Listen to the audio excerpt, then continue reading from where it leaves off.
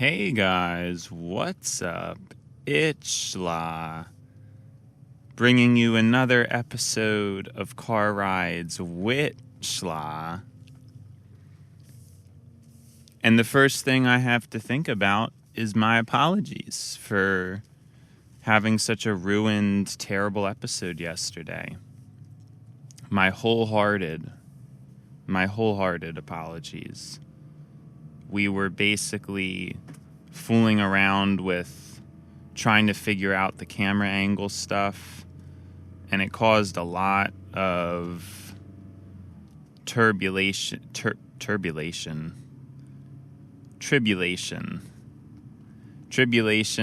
and trials and tribulations.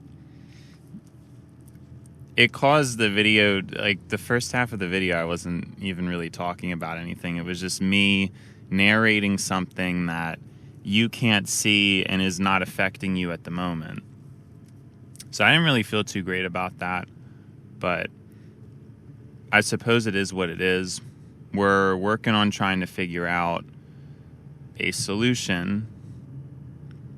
I'm not happy about it though. I was pretty deeply upset because I really wanted to have the camera right in my face like that. It has such a look that I like, but it would hurt my eyes. Like, I mean, I don't know. It's hypothetically possible if I never look at the camera for it to work. Like, I honestly think that's possible if the camera's just in my face and I never look at it. Because then it wouldn't have the eye fatigue issue. I'm gonna have to think about that. It's still not really a great situation though, because I don't know. It's still really shaky. I think we'll have to think about this more. I think I still have a little bit of time, right? Because I want to do the face reveal July 14th. So if we're about a week ahead, but more than a week ahead, and July 4th, I'd probably have to have it figured out pretty soon. Now, I don't know how much time I really have. And I have an idea right now, but it's going to be crazy to actually execute. So, execute? Did I just say the Pokemon and not execute? Like, what? Where is that coming from? I have an idea. I wonder if I could have it more above me, sort of pointed down, or below me pointed up, and then it wouldn't really bother me that much because it wouldn't be right in my line of sight for comfort reasons. And it would just have to be a thing where I can't look at the camera, or I can't look. Which, it's a bit of a trade-off, but I might end up doing that. I'm just trying to think about the logistics of that. You know?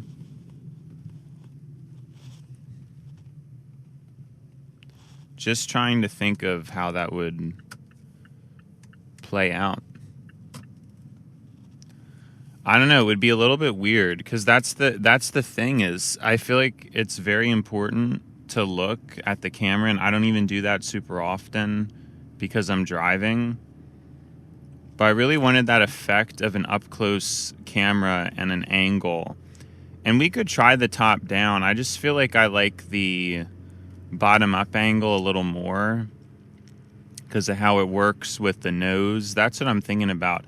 I don't really like my nose from the top, but I like my nose a lot from the bottom. Like, in my opinion, I look better from underneath, which works out pretty well for me because I'm tall. But I feel like from the top, I look kind of ugly.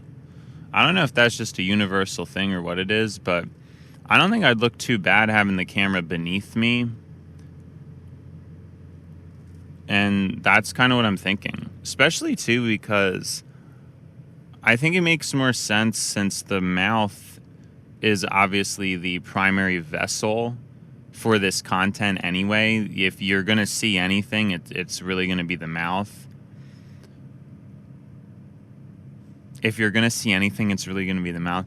I mean, I guess that makes sense, but what I'm meaning to say is, of all the things you're going to be looking at, the mouth is the most critical, I'm pretty certain.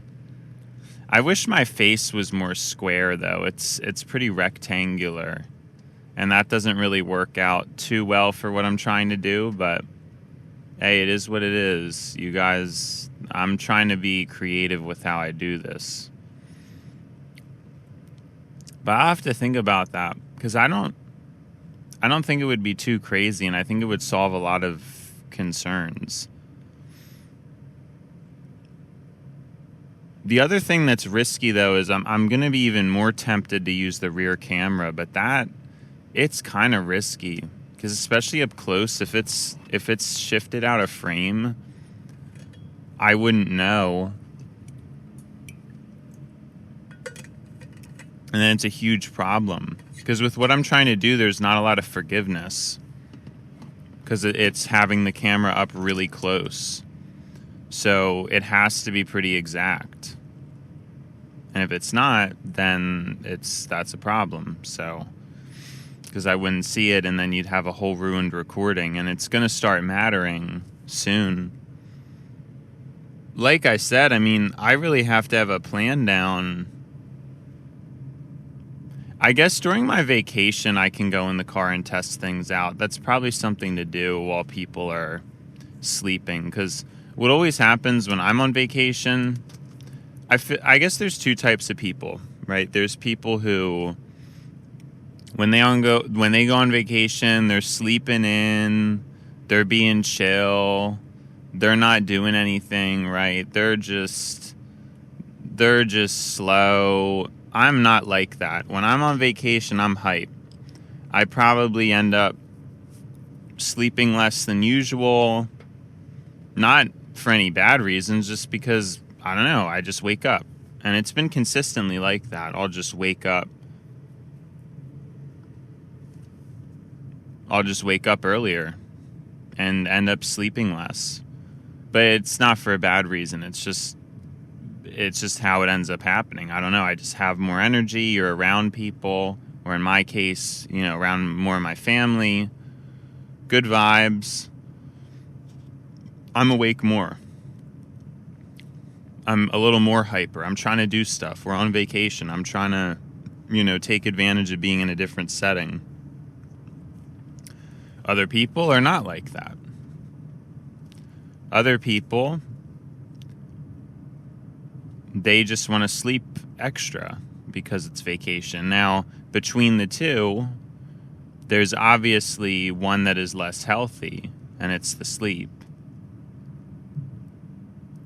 I really think it's interesting. It's always such an interesting thing how much people just completely make stuff up or have zero awareness for anything.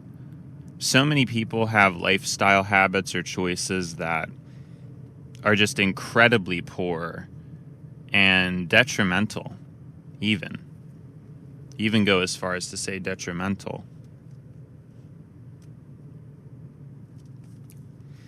And most people are usually not even aware that it's bad. They don't want to be made aware that it's bad. And it's all really silly, because to change is not even difficult as a human. It's only difficult temporarily, but to change is not, it's not really that crazy. I mean, once you make a change, you eventually adapt to it, and it doesn't even faze you anymore after a while. I don't know. Although I guess that take is not the greatest, because I think in my life, I think I've tried to change a lot, and I think it is kind of frustrating to change, and you do end up usually eventually kind of wanting to resort back to what you were doing before type of thing. You know, there's been all kinds of times I've tried to do certain things, you know, in discipline forms, right? Like, let's say, oh, I should quit sugar. That's something that you hear is good. And then I'll try doing that. And then that doesn't really end up working out. You know what I'm saying? It's stuff like that. And then you relapse. And then, so change can be hard. But it all points back to, well, I kind of want to go more in depth about it. I guess I don't know exactly how else I would like to explain it, though. I think that is why change is hard, though, because anything that takes effort, humans don't want to do. And I guess the idea is, even if a behavior is wrong, it could be more turmoil or stress to have to put in the effort to change it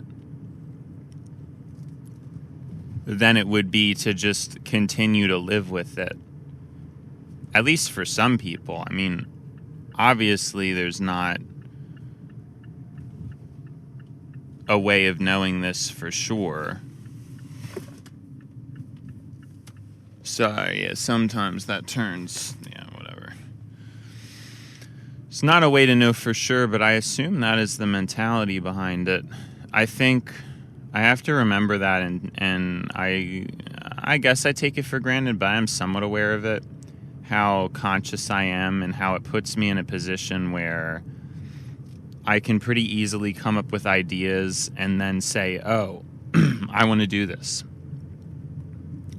Execute it. This would be better if I did this. Let's do it. Stuff like that. A lot of people don't do that, and it's not easy for me in the sense of, again, I've obviously thought to quit sugar, but I never accomplished that. Now, at this point, though, it's funny I'm mentioning that one. It is mostly true. Like, most days of the week, I don't eat any sugar, and I didn't really have to put any effort into it. No, that's not what I mean. I don't put any effort into it as is. It's just natural. Like, I don't even think about it. But I do think about it sometimes. I guess I think about sugar occasionally. And if we're on the weekend or out somewhere, ice cream's kind of my thing. That's like my main sugar that I like. I don't really like a lot of other certain pastries.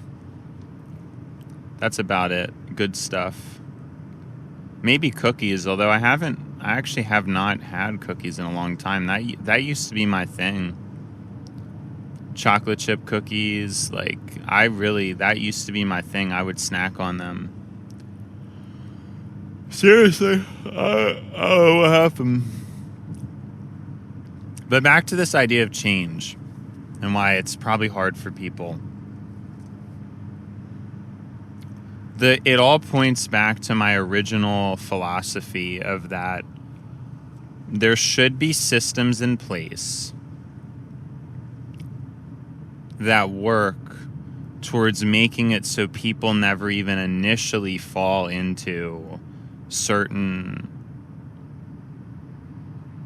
wrong decisions and patterns. That's how things should be, in my opinion. Now, a lot of people may not agree with that. A lot of people don't.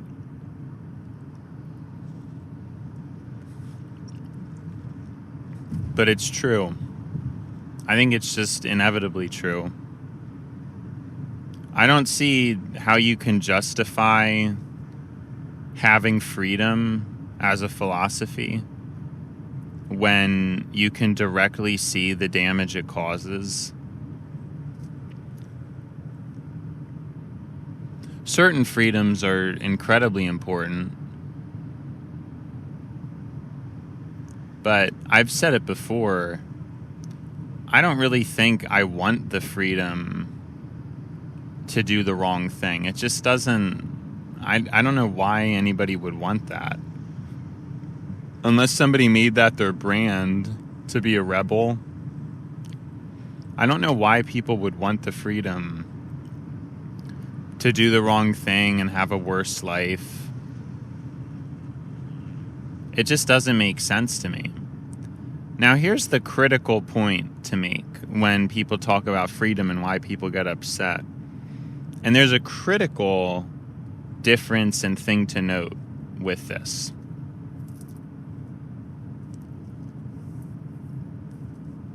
People get upset because people have already been assimilated a certain way, and then they're told that they have to quit the things that they like.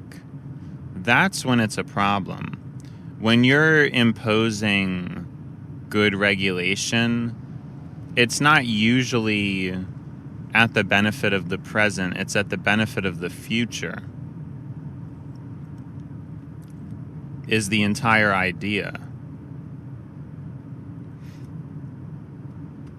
I think that you hypothetically, I'm just going to use alcohol because I think it's probably the best example. Obviously, if you, well, yeah, because they did it. I mean, they did it. Prohibition happened, so it's a good example. And prohibition was put into place, and that didn't really have a super great effect because people are already addicted to the alcohol, so banning it is going to cause a lot of problems. It just is. And I guess even for the future generations argument, it still wouldn't work because it created the black market, which just caused arguably more problems than it solved. But the hypothetical ideal is if just one generation can deal with the pain and confusion, all the ones after will be in a better position.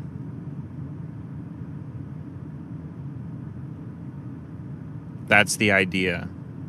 So it would be hard for that initial generation to not be allowed to drink alcohol. But then the generations after,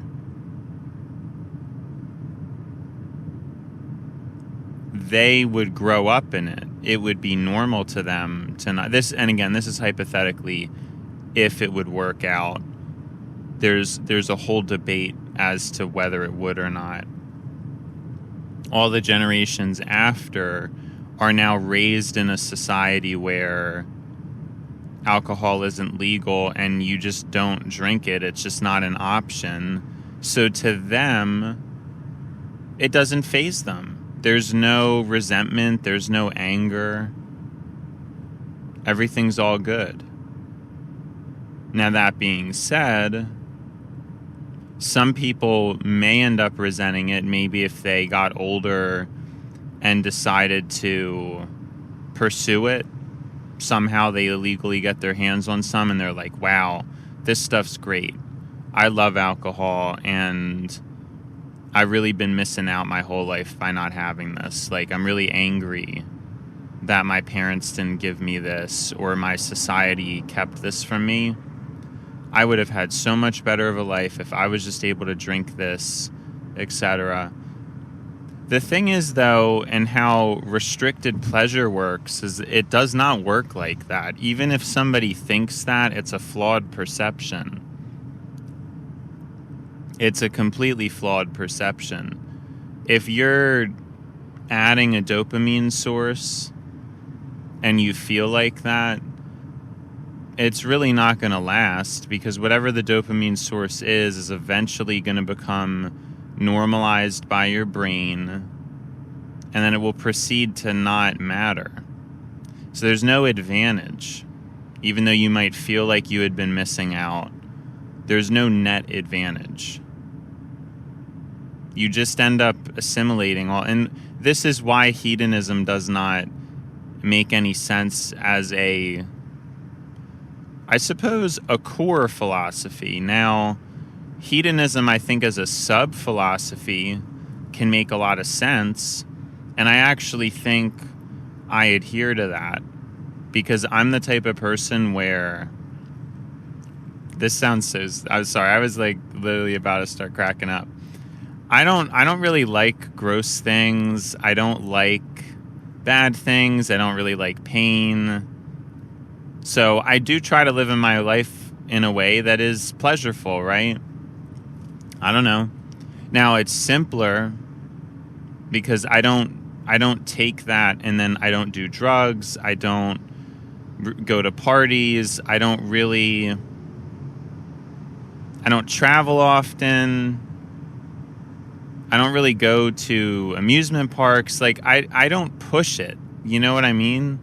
And I think controlled hedonism is pretty smart, but I don't think broad hedonism makes any sense at all. I don't think that it just doesn't add up to me. I don't see how there could possibly be an advantage or a reason to being hedonistic. I think it can easily, whether intentionally or not, slip into selfishness. And like I said before, it slips into mental conditioning where you don't get ahead. So that's why it's always good to have a society based on restraint. Because even if you fall, you're probably not going to be able to fall as far and all that. I want to think of a better way to say that. I don't know if I can. Because if there's rules in place, even if you're a really bad person, you really go out of your way to try to finagle the system to still get your alcohol or still be able to do this or that, you're not going to be able to get as far as in the way it is now. Where now it's just nobody cares. There's no rules, really. You can really do whatever you want these days. And that's a foundation of American ideals, right? Is this idea of freedom. And I think a lot of people who believe in freedom, though, don't realize the ramifications of what they believe. I think that's another huge problem. People romanticize the philosophy, but they might be looking through it of the lens of themselves, which a lot of times it's people who were in controlled environments. I kind of see that a lot with older people now.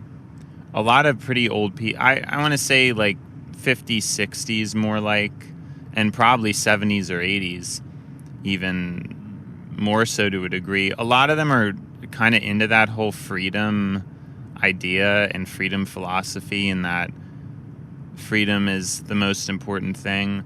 And it's because back in their time they were in such a good controlled environment.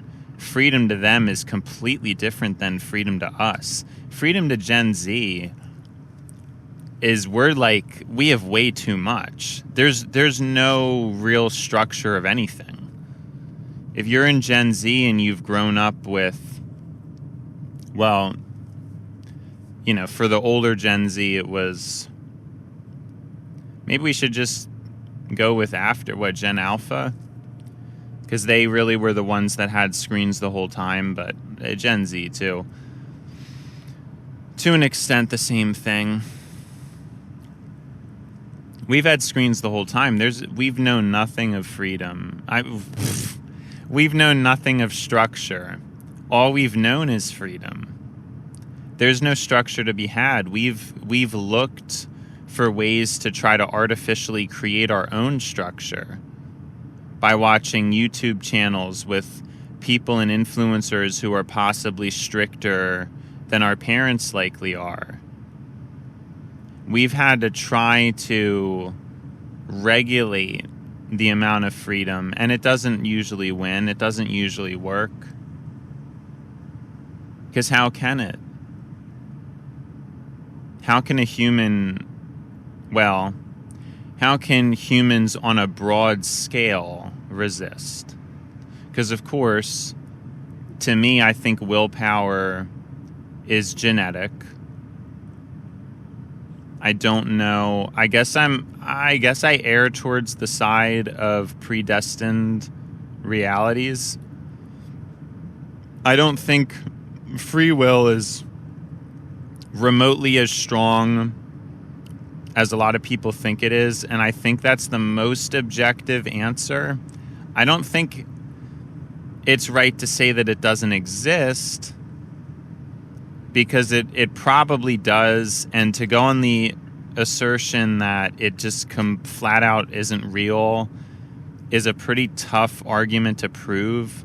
But I think it's probably in the range of 60-40 to 70-30.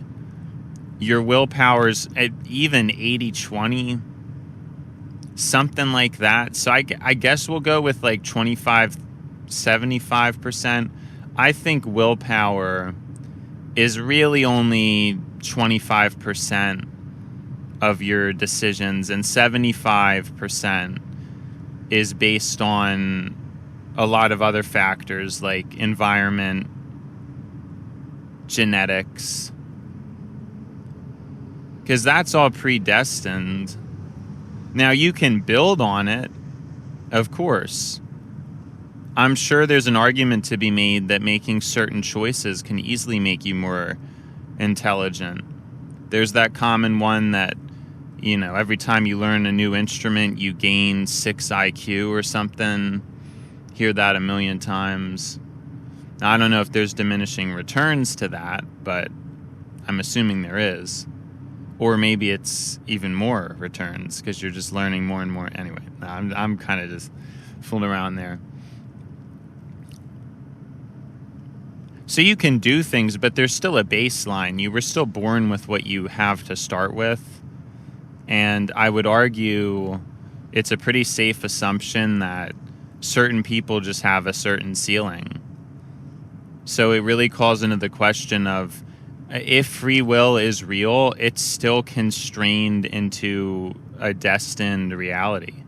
There is no way it's just 50-50 free will and destiny.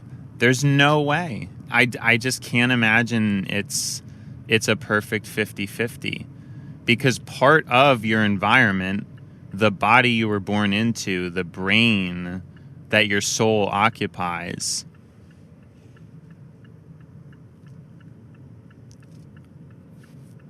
completely comes down to what?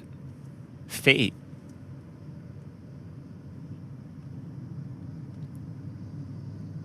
Wow. This trash truck is really on my tail. These people are insane. It's not even like it matters, because I don't even know. I don't know why he's driving like that. We're in it. We're not on the highway yet. We're off the highway. We're going to go back onto the highway, but we're in an area that would definitely be a low. Well, yeah, I mean, you have to remember the type of person, I guess, willing to drive a trash truck. Well, actually, I'm not certain it is a trash truck, but I guess that's an assumption of mine that it's a trash truck. I believe it's a trash truck. Yeah, I just don't know why you would drive. I don't know. To me, if I was in a trash truck, I would actually give more of a buffer zone. But that's just me, because not only would, if the trash truck crashed into me, far more dangerous, but it's also, you can't stop as fast. So it's like a double problem. Yeah, I think it's kind of crazy. That's just me, though. I don't know. I don't know if I'd be the type to even ever drive a trash truck. He's still really close to me. He's still driving really close.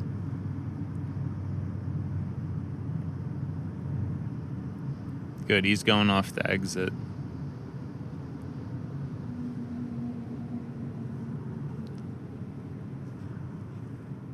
Yeah, I don't know. That was weird. Some people just, I don't know. Yeah, we're probably going to have to put the brakes on. Oh, maybe we didn't.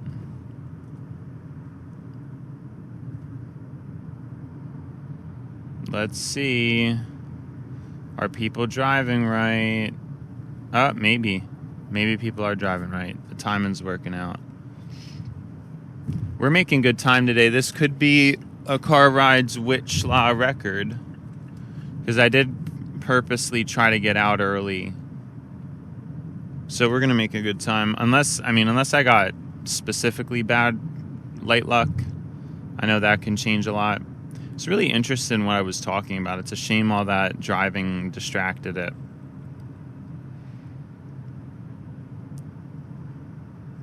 But yeah, I think free will matters, but then free will is also based on uncontrollable factors.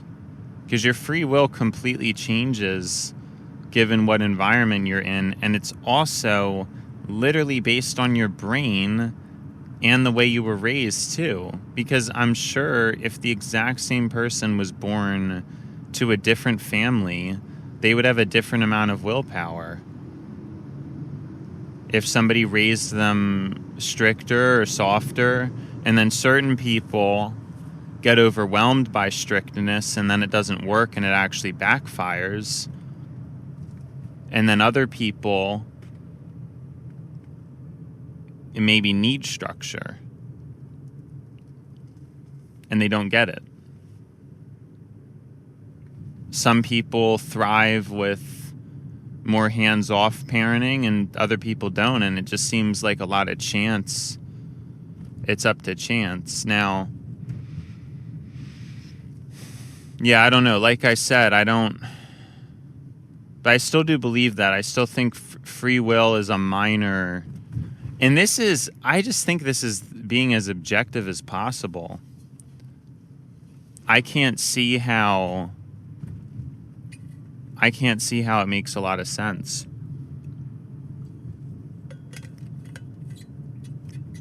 That free will would be real. I can't fathom it. Our light luck, pretty good so far. But these guys are tricky. These guys are always tricky.